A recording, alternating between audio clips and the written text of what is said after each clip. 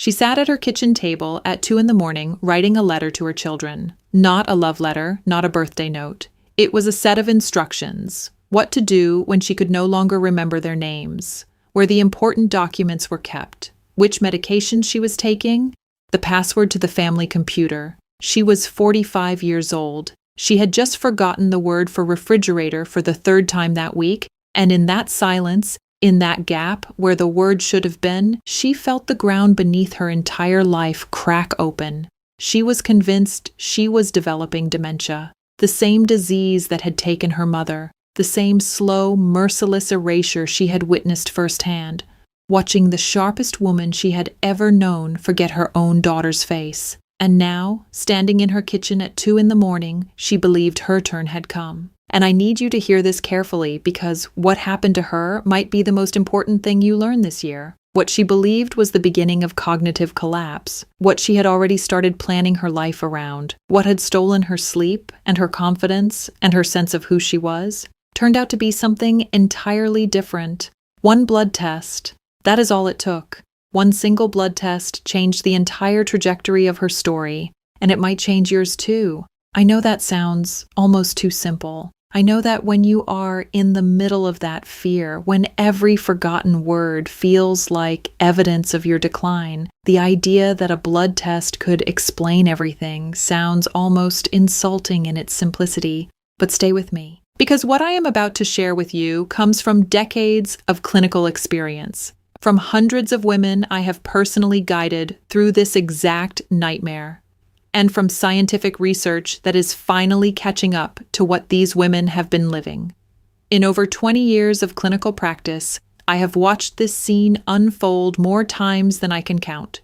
A woman walks into my office, sharp, accomplished, deeply intelligent, and she sits across from me with tears in her eyes because she cannot trust her own mind anymore. She forgets conversations she had an hour ago. She loses her train of thought mid-sentence, and the embarrassment is so deep that she has started avoiding social gatherings entirely. She drives past her own street and doesn't recognize it for a moment. She walks into rooms and stands there, frozen, searching for a reason she came in. She puts her phone in the freezer and finds it hours later. She calls her children by the wrong names. She starts a sentence, and halfway through, the words simply vanish, as if someone reached inside her mind and pulled them out. And the fear in her eyes is always the same. It is not the fear of aging. It is the fear of disappearing. It is the fear that she is becoming a ghost inside her own life, watching herself dissolve one forgotten word at a time. Most of these women have already seen other doctors. They have been told it is stress. They have been told to sleep more. They have been prescribed antidepressants for a problem that is not depression.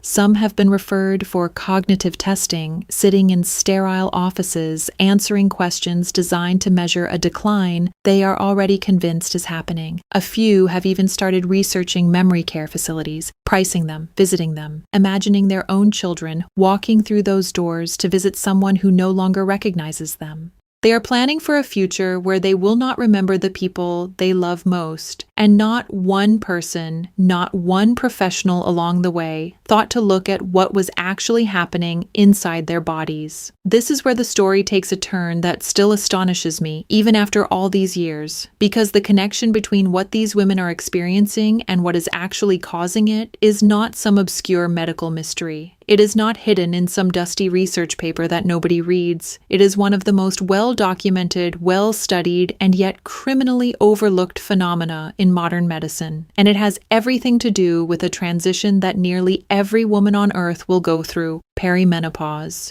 Now, before you think this is just another video about hot flashes and night sweats, I need you to stay with me, because what I am about to explain goes far deeper than anything most doctors will ever tell you. This is about your brain.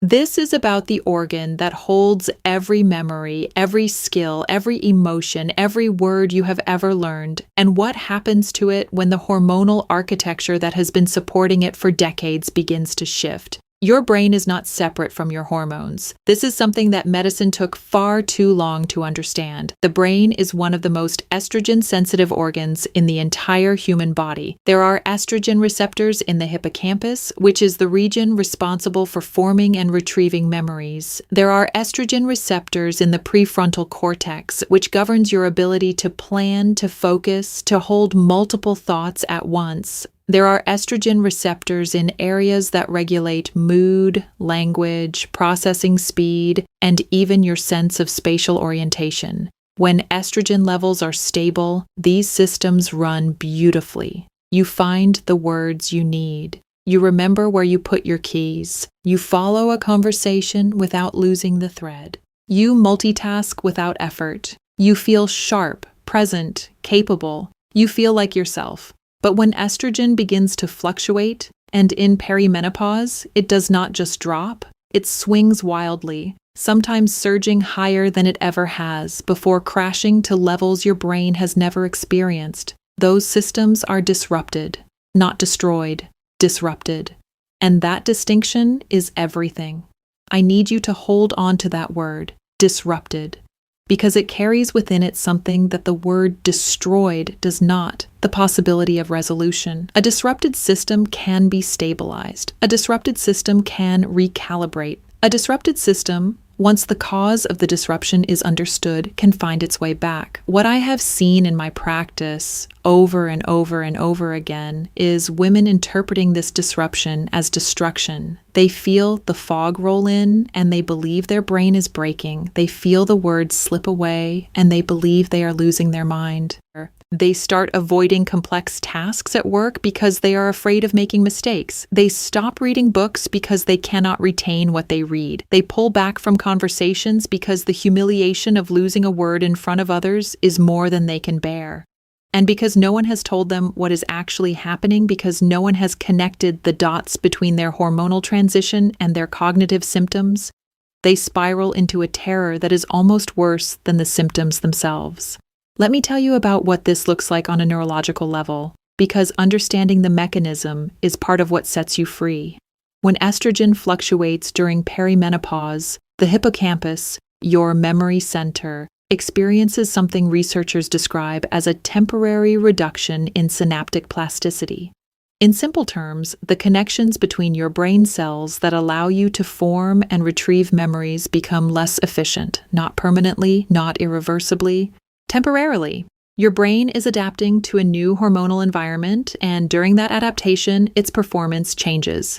Studies published in neurology and endocrinology journals have shown that women in perimenopause demonstrate measurable changes in verbal memory, working memory, and processing speed.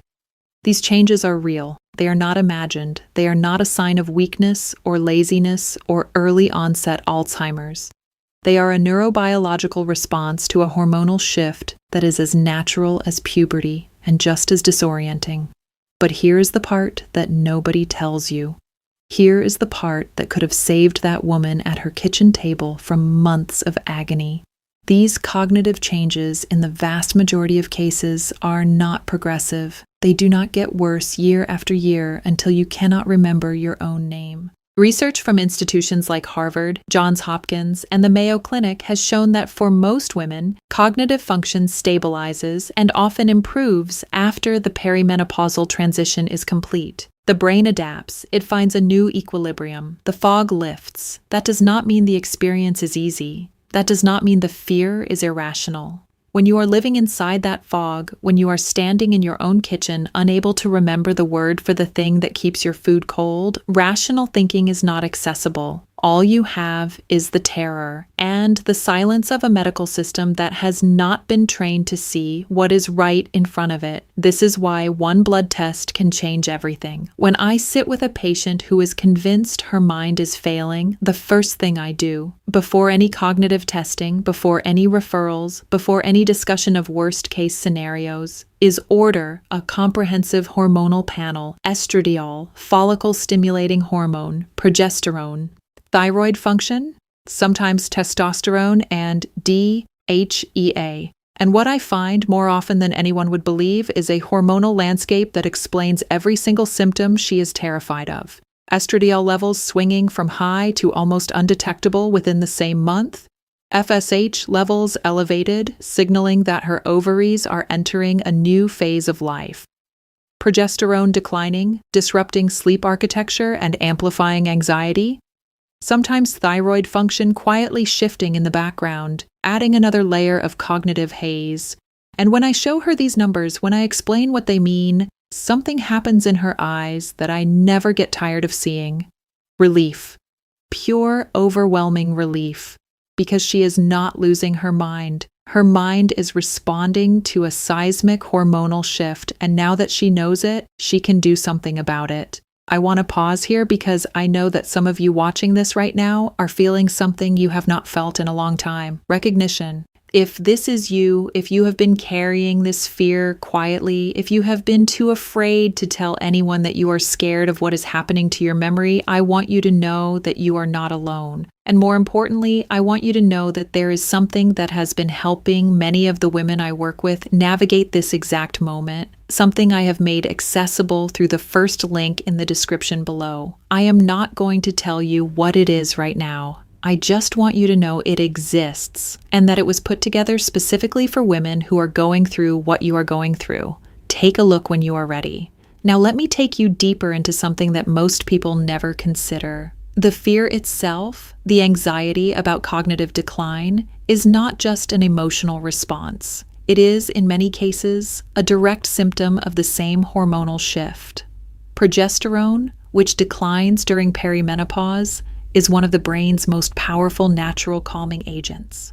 It acts on GABA receptors, the same receptors targeted by anti-anxiety medications. When progesterone drops, anxiety rises, and that anxiety does not float freely. It attaches to whatever fear is most present in your life.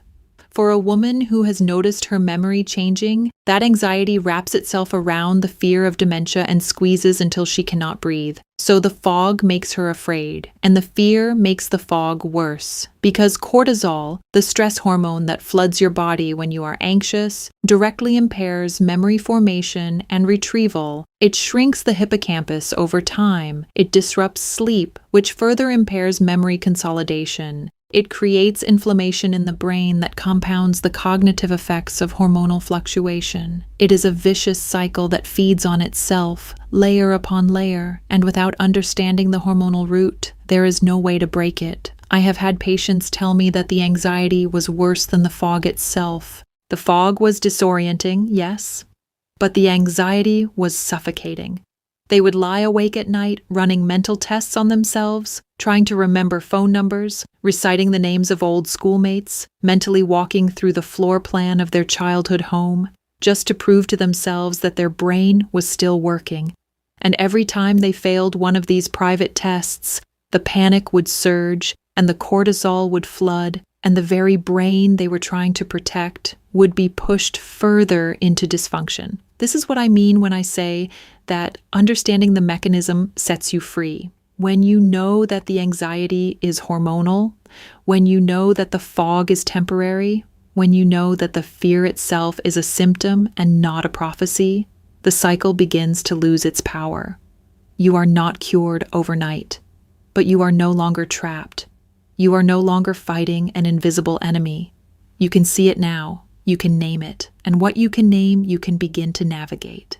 Let me tell you what happened to the woman I mentioned at the beginning. After her blood work came back, after we sat together and went through every number, she looked at me and said something I will never forget. She said, "You mean I have been mourning a life I was never going to lose?" And the answer was yes. She had spent 8 months planning for a catastrophe that was not coming. 8 months of grief for a mind that was not dying. 8 months of letters and lists and silent terror, all because no one had checked her hormones. Her estradiol was erratic. Her progesterone was almost non-existent. Her FSH confirmed what her body had been trying to tell her for over a year. She was deep in perimenopause.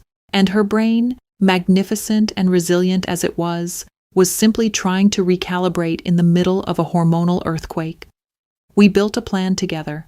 It was not complicated. It was not extreme. It involved addressing the hormonal imbalances that were driving her symptoms, supporting her brain with targeted nutritional strategies, specific nutrients and compounds that research has shown to support neuroplasticity and hormonal balance during this transition, optimizing her sleep, because sleep is when the brain consolidates memory and clears metabolic waste through the glymphatic system, and rebuilding the daily habits that her anxiety had slowly dismantled. We focused on reducing the inflammatory load on her brain. We addressed her magnesium levels, which were depleted, a common finding in perimenopausal women that directly affects sleep quality and neural excitability. We supported her gut health because emerging research shows a direct link between the gut microbiome and estrogen metabolism. We gave her body what it needed to navigate the transition, not by fighting it, but by supporting it. Within 3 months, the fog began to thin. She described it as if someone had slowly turned up the brightness on a screen she had been squinting at for months. Within 6 months, she told me she felt like herself again, not a younger version of herself, not a different person, herself. The woman who could hold 3 conversations, manage a household, run a department, and still remember to pick up milk on the way home. That is not a miracle. That is what happens when medicine looks in the right place. And I want to be very clear about something. I am not saying that every case of memory loss in a woman over 40 is perimenopause.